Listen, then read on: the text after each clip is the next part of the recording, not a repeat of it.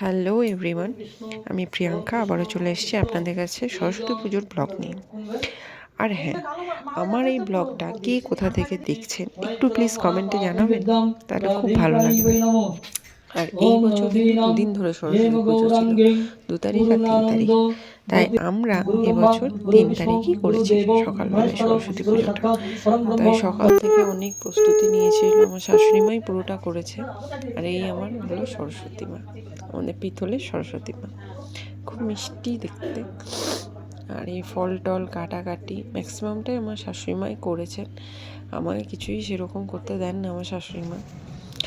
আর চান টান করে তো আমি বসে গেছিলাম, আমি এই শাড়ি টাড়ি পরতে পাইনি।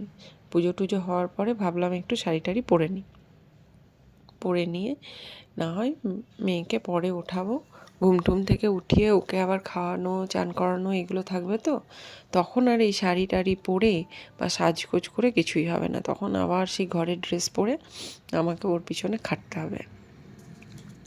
আর ও এত সকাল সকাল ওঠেও নি, আর আমি ওঠায়ও নি, আজকে তো ছুটি, এমনিতেই সকালে ওকে উঠতে হয়, স্কুল যেতে হয়। তো তাই আমি দেখলাম যে আজকের দিনটা বেচারি রেস্ট নিচ্ছে, রেস্ট নেয়, তার থেকে আমি বাবা একটু সেজে টেজে নিই। নাহলে আমি আবার যেই কালারের শাড়ি পরবো ও বলবে মাম্মা আমাকে এই কালারেরই শাড়ি পরিয়ে দাও, তোমার মতনই আমাকে সাজিয়ে দাও। তো যাই হোক, এবার বলুন তো আমাকে কেমন লাগছে দেখতে। আর এই হলো আমার ম্যাডাম, আমার মেয়ে।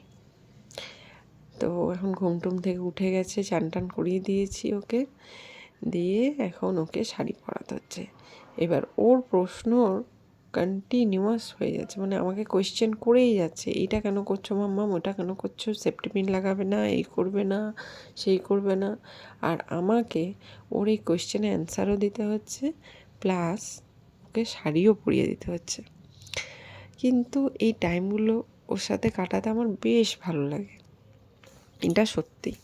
এই ছোটোবেলাটা যত থাকে ততই ভালো, আস্তে আস্তে মেয়েটা আমার বড়ও হয়ে যাচ্ছে, আমার কিন্তু একদম মনটা ভালো লাগছে না, মনে হচ্ছে ছোটো থাকলেই ভালো।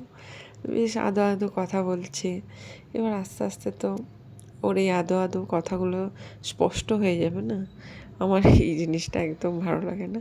আমার মতন কোন কোন মা আছেন বলবেন তো, আমার কমেন্টে জানাবেন কার এমনি আদো আদো কথাগুলো ভালো লাগে, আর বাচ্চা যেন ছোটো থাকে, এইটা কে কে চান। ওই যাই হোক, এবার মেয়েকে রেডি টেডি করে মেয়েকে আবার সাজাতেও হবে, মাঝে মাঝে নাচও করে দিচ্ছে মেয়ে আমার, দেখছে ক্যামেরাতে যে ওকে দেখা যাচ্ছে কি না, না আমার মাম্মামকেই শুধু দেখা যাচ্ছে। তো একবার করে নিজেও দেখে নিচ্ছে, আবার ঘুমও চলে আসছে, কী যে ও করছে। কিন্তু একটা খুব ভালো, আমার মেয়ে কিন্তু শাড়ি পরতে খুব ভালোবাসে, আর আমার শাশুড়ি মা মাঝে মাঝে আসছে হেল্প করছে, এটা আমার মেয়ের কাছেই থাকে, ওর বেস্ট ফ্রেন্ড। তো ওকে বলছে এটা দে ওটা দে করছে, আমাকে সাজিয়ে দে। আর ওর সাথে কন্টিনিউয়াস ঝগড়া হয়, বলে একদম আমার জিনিস নিবি না। বেশ ভালো লাগে এই টাইমগুলো। আর ও বলবে যে তোর শাড়িটা নিয়ে নেবো, তো শাড়িটা দে, এখন বলছে যে তোর শাড়িটা দে, আর এ বলছে, আমার মেয়ে বলছে একদম নেবি না আমার শাড়ি, তুই আমার শাড়িটা আমিই পরবো, তুই কেন পরবি। এইগুলোই করছে। যাই হোক, ওকে শাড়ি টাড়ি পরিয়ে তো আর কোথাও সেরকম নিয়ে যাওয়ার নেই, ওকে শাড়ি পরিয়ে একবার করবো, আমার ওই বড় ঠাম্মা শাশুড়ি আছে, ঠাম্মা শাশুড়িকে দেখাবো। আর আমার শাশুড়ি মা দেখছে মাঝে মাঝে এসে যে কেমন লাগছে, বলছে যে ঠিকঠাক করে সাজিয়ে দিবি প্রিয়াঙ্কা। আর এইটা হলো সন্ধ্যাবেলার লুক।